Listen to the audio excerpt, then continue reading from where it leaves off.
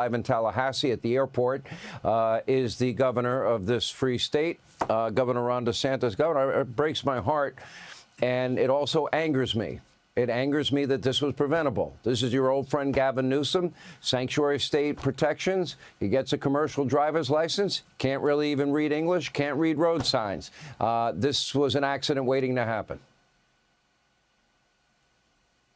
Yeah, Sean, you and I have discussed the damage that Newsom's policies have done to California, and that's real damage. But this is an example of those sanctuary policies spilling over into the rest of the country, and in this case, the free state of Florida. And yes, there were 3 people killed by a guy who should have never been in our country, should have never gotten work authorization, and certainly should not have been issued 2 commercial driver's license. But I will tell you this, since this happened, what have you seen? We have the lieutenant governor of Florida bringing him back. He's going to face serious justice. The Trump administration immediately, when this came to light, yanked the business license of the trucking company that employed this guy. And Florida, we're going to go after this company, too, because, yes, I blame the sanctuary policies. But how, as a company, do you put somebody on the road who doesn't understand English, knowing what kind of safety hazard that is? So it's a much different response from Florida under my leadership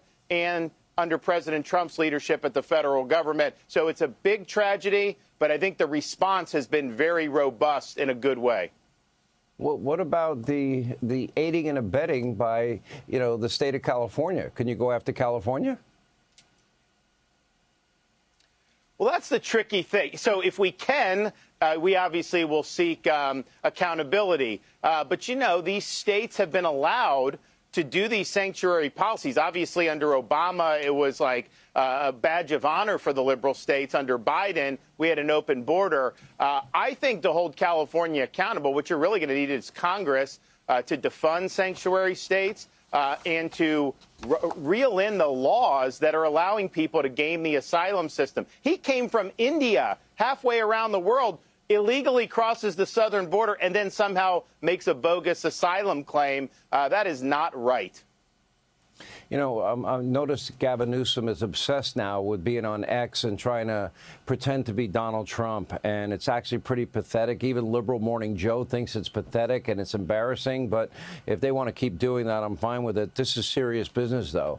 These policies are resulting in Americans being murdered, raped, victims of violent crime. We have known terrorists in the country, cartel members in the country, gang members in the country, drug dealers in the country. And, for 4 years, Democrats told us the border was secure and the border was closed. They all lied. Democrats couldn't stand for Laken Riley's family. They couldn't stand for Jocelyn Nungary's family at the president's joint speech before Congress. What is wrong with this party that they seem more obsessed with the Abrego Garcias and the so-called rights of the illegals over the safety of their own citizens? Well, look at the governor of California. He's getting cheeky on social media against President Trump. But what's President Trump doing? He secured the border. He's working to deport illegals. He's working on peace agreements internationally. He's focused on cleaning up Washington, D.C., things that actually matter. What is governor of California doing to help the people in Southern California rebuild? They're still on their backs. They haven't rebuilt Southern California after those fires. Wasn't he the guy that was supposed to end homelessness? Didn't he have a plan like 10 years ago he's going to do? And it's obviously been a total disaster. So he's ignoring the problems in his own state in favor of posturing on social media and trying to take cheap shots at the president. He thinks that's going to ingratiate him with some of the far left voters. Maybe it will. But it's certainly not advancing the ball for the people that he's supposed to lead and represent.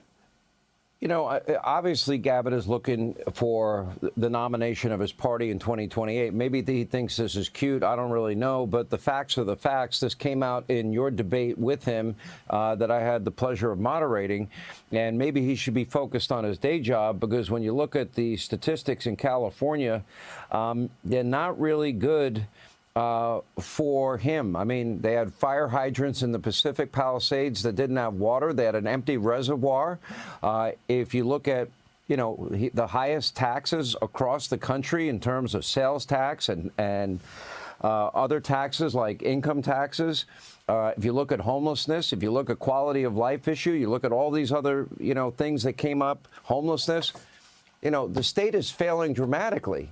And you pointed that out in that debate. And the numbers speak for himself. And this guy's playing, Donald Trump's alter ego on social media. It's bizarre. It's weird.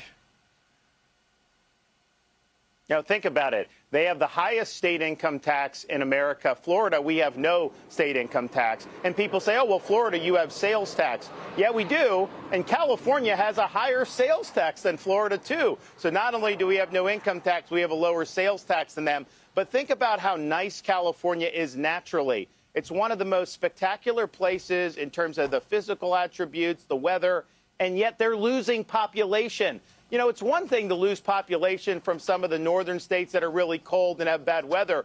You got to try to mess California up because they have so many things going for them. And somehow he's managed to do it, and the people have fled.